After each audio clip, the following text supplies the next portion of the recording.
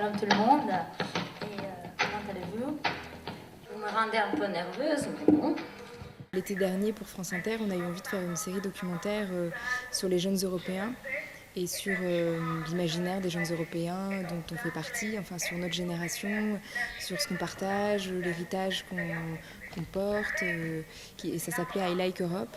On voulait vraiment qu'il y ait des visages et des vies sur le mot Europe qui n'est pas très sexy. Enfin, puisque c'est pas glamour en ce moment, qu'il y a un tel repli, on s'est rendu compte que finalement l'Europe ça n'allait pas de soi, il y avait plein de choses qui étaient menacées dans ce qu'on avait pu construire ensemble. Nous, on n'a pas envie d'être une génération perdue et une génération sacrifiée. On n'a pas envie de laisser passer ça en fait. Et c'est vrai que parfois, avec la crise, avec la crise de l'euro, enfin tout ce qui se passe au niveau économique, on a l'impression qu'on oublie un peu ce qui est important au niveau politique. C'est quand même un espace de paix pour l'instant depuis pas mal d'années. L'Union européenne a reçu le prix Nobel en décembre dernier. Ça nous a rappelé les objectifs des pères fondateurs de l'Europe.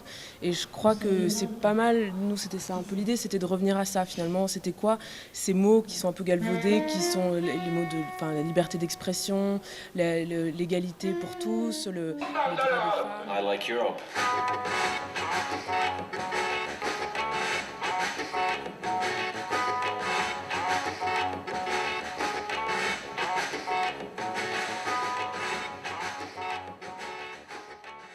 Et j'ai peur de cafards et de l'armée.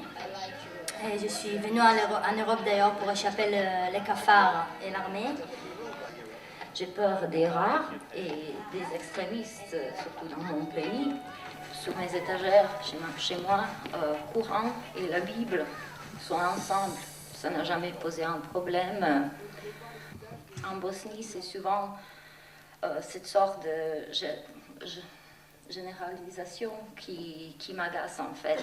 Les Serbes sont comme ça, les musulmans, les Croates. Et j'ai tous les trois religions dans ma famille et je sais qu'on a tous souffert.